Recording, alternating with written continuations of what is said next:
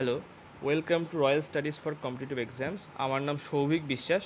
আজকে আমরা practice set 5 করব লীলা রায়ের পিসিএস ক্লার্কশিপ বইয়ের। তো ফার্স্ট কোশ্চেন আমাদের শুরু করা যাক। প্রথম কোশ্চেন কি বলছে যে বাণভট্ট কোন সম্রাটের দরবারে কবি ছিলেন? কোন সম্রাটের দরবারে কবি ছিলেন? সি হচ্ছে হর্ষবর্ধনের দরবারে কবি ছিলেন। এই বাণভট্ট কিন্তু হর্ষচরিত হর্ষচরিত লিখেছিলেন। হর্ষচরিত আর হচ্ছে কাদম্বরী গ্রন্থের রচয়িতা হলে বাণভট্ট। 2 নম্বর কি চাঁদ বিবি কোথাকার শাসক ছিলেন? আহমেদনগরের শাসক ছিলেন হচ্ছে চাঁদ বিবি। চাঁদ বিবি কার কার মেয়ে ছিল? এর হচ্ছে হুসেন নিজাম শাহের কন্যা ছিল হচ্ছে চাঁদ বিবি। নেক্সট কোশ্চেন 3 নম্বরে কি বলছে নেহেরু ট্রফি কোন খেলার সঙ্গে যুক্ত? কোন খেলার সঙ্গে যুক্ত? সি নৌকা নৌকা বাইচ খেলার সঙ্গে যুক্ত। আচ্ছা, এটা সাধারণত হচ্ছে নেহেরু ট্রফি ক্ষেত্রে এটা, আর নেহেরু কাপ কিন্তু ফুটবলের সঙ্গে যুক্ত। নেহেরু কাপ ফুটবল আর নেহেরু ট্রফিটা হচ্ছে নৌকা বাইচের সঙ্গে। এটা কিন্তু ইম্পর্ট্যান্ট, মাথায় রাখতে হবে। 4 নম্বরে কোন শহরটি ভারতের সিলিকন উপত্যকা নামে পরিচিত? বি বেঙ্গালুরু, সিলিকন উপত্যকা নামে পরিচিত। আচ্ছা, এটা ব্যাঙ্গালোর কিন্তু কর্ণাটক রাজ্যে অবস্থিত, মাথায় রাখবে। ইগনাইটেড মাইন্ডস বইটির লেখককে APJ Abdul Kalam. Ignited minds বইটির লেখককে এপিজে আব্দুল কালাম। আচ্ছা, তিনি ছিল কিন্তু তার নিকনেম কি জানো? নিকনেম হচ্ছে কিন্তু এপিজে আব্দুল কালামের নিকনেম হচ্ছে মিসাইল ম্যান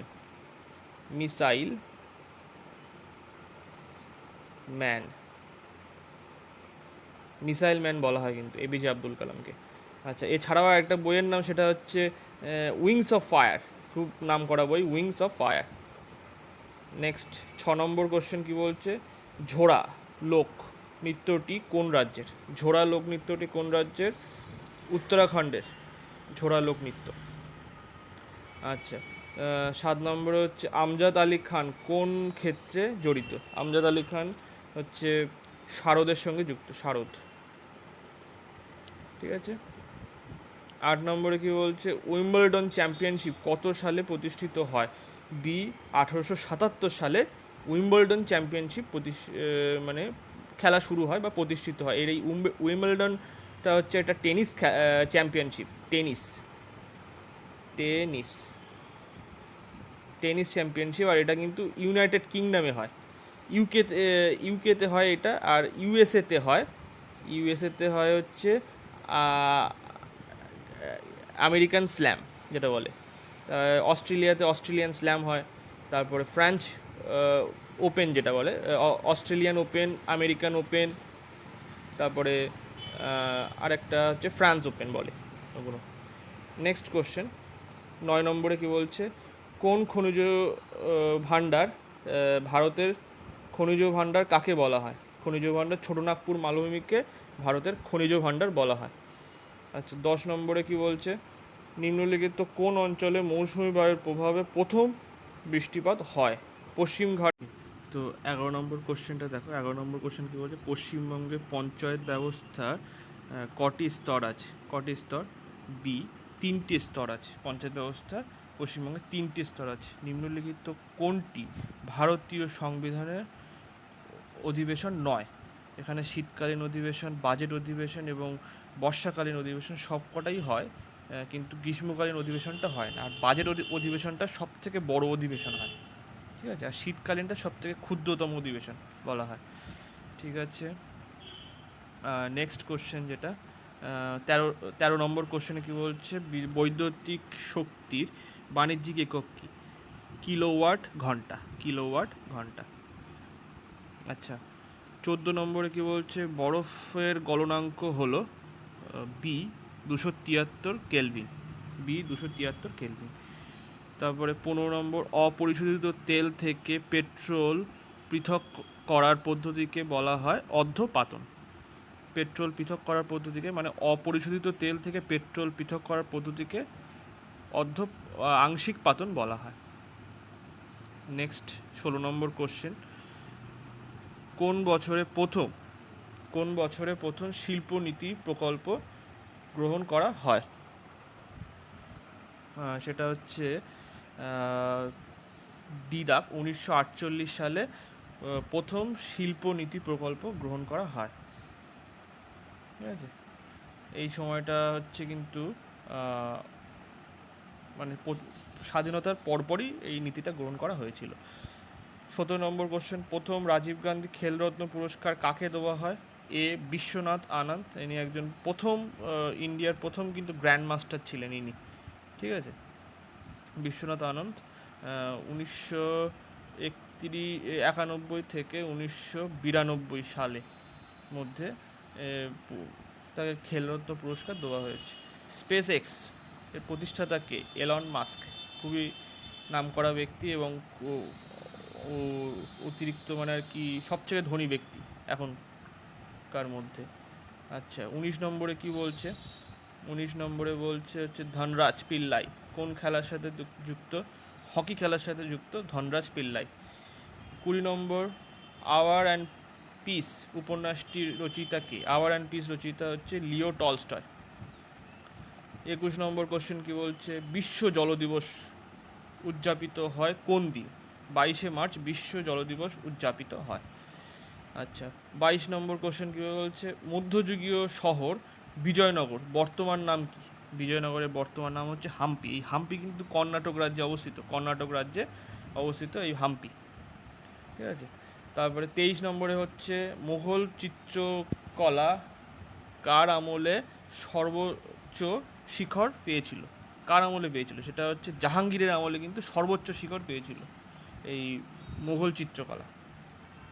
আচ্ছা, 24 নম্বর কোশ্চেন কি বলছে? বলছে শালতোরো কাংড়ি পাহাড় শৃঙ্গ নিম্নলিখিত কোন সীমান্তে অবস্থিত? কোন সীমান্তে অবস্থিত? ইন্দো পাক সীমান্তে অবস্থিত শালতোরো কাংড়ি পর্বতশৃঙ্গ, শালতোরো কাংড়ি পর্বতশৃঙ্গ। আচ্ছা, তারপরে হচ্ছে 25 নম্বর হচ্ছে অভিলেখ আদালত কোর্ট অফ রেকর্ড হিসাবে কোন আদালতে কাজ করে থাকে? উভয়, সুপ্রিম কোর্ট এবং হাইকোর্ট উভয় ক্ষেত্রেই কোর্ট অফ রেকর্ড এটা থাকে। এটা কত নম্বরে বলা হয়েছে? এটা হচ্ছে 129 নম্বর ধারাতে, 29 নম্বর ধারা।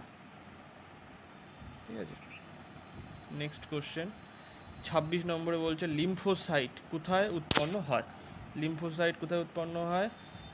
হচ্ছে অস্থিমজ্জায় উৎপন্ন হয়। আচ্ছা, এইটা আমি বলে দিই, উভয়ে বলছে এটা সুপ্রিম কোর্টের ক্ষেত্রে হচ্ছে এটা 129 আর হাইকোর্টের ক্ষেত্রে এটা 215। ঠিক আছে, নম্বর ধারা।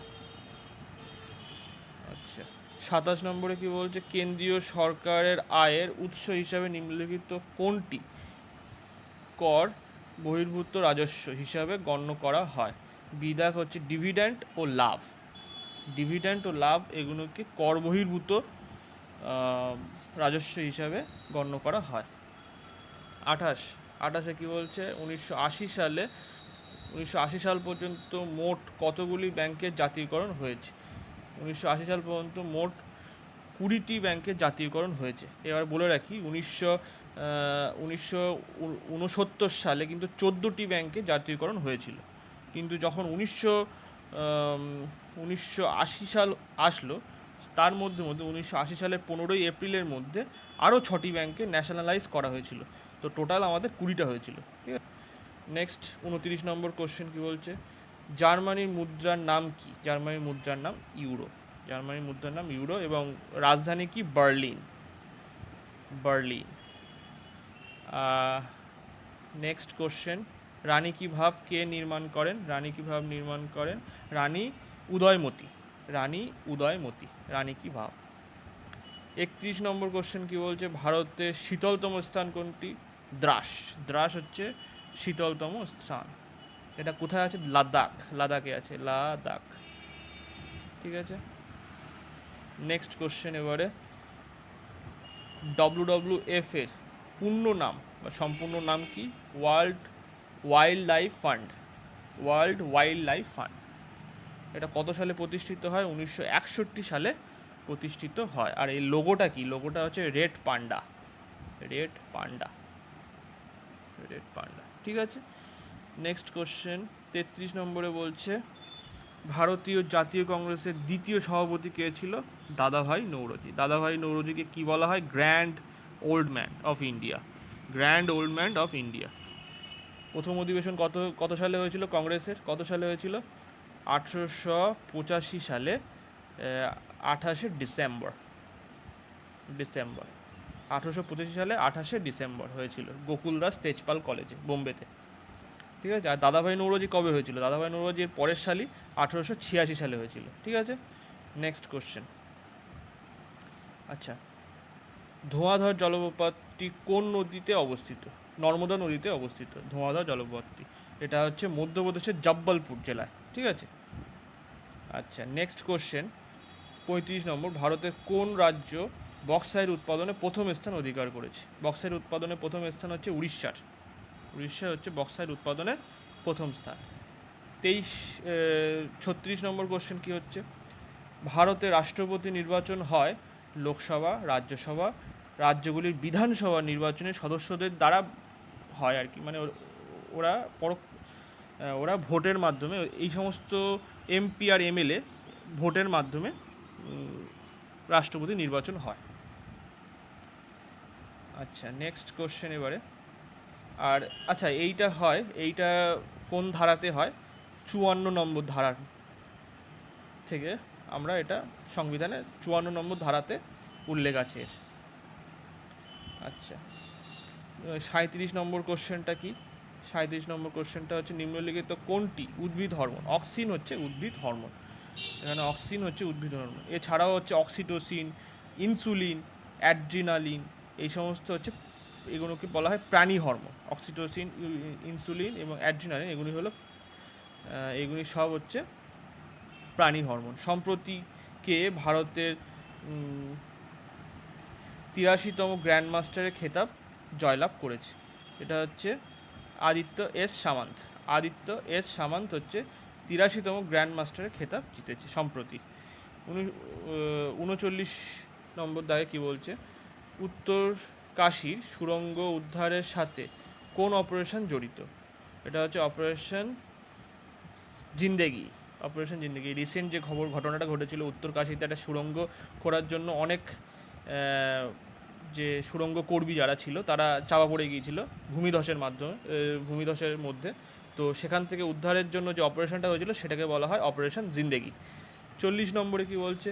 কে 2023 সালে শান্তিতে নোবেল প্রাইজ পুরস্কারে ভূষিত হয়েছিলেন? এটা হচ্ছে নার্গেস মাহম্মদি। এটা হচ্ছে ইরানের একজন নারী, যিনি বহু বছর ধরে মানবাধিকারের জন্য লড়াই করেছে ইরানে। ইরান ছাড়াও অন্য অন্য দেশে হয়েছে, কিন্তু বেশিরভাগ ইরানেই কাজটা করেছে। তো তার জন্য তাকে 2023-এ নোবেল প্রাইজ দেওয়া হয়েছে। ঠিক আছে, আজকে লাস্ট কোশ্চেন ছিল এটা। তো আমাদের এই সিরিজটা যদি ভালো লেগে থাকে এবং ভিডিওটা যদি ভালো লেগে থাকে, প্লিজ সাবস্ক্রাইব করবেন, লাইক করবেন, কমেন্ট করবেন, এবং যদি আপনি চান যে এই সমস্ত পিডিএফগুলো যেগুলো আর কি উত্তর করা আছে, হলুদ কালারের মার্ক করা আছে, সেই পিডিএফগুলো যদি চান আপনি, তো আমি দিয়ে দেবো টেলিগ্রাম চ্যানেল বা হোয়াটসঅ্যাপে, শুধু একটু মেসেজ করে দেবেন। ঠিক আছে, একটু কমেন্ট করবেন, তাহলে আমি ইউটিউব চ্যানেলে যে ডেসক্রিপশান আছে সেখানে এই সমস্ত লিঙ্ক আছে, টেলিগ্রাম, হোয়াটসঅ্যাপ আর ওয়েবসাইটের লিঙ্ক আছে, সেখানে গিয়ে একবার চেক করে নেবেন। ঠিক আছে, থ্যাংক ইউ সো মাচ।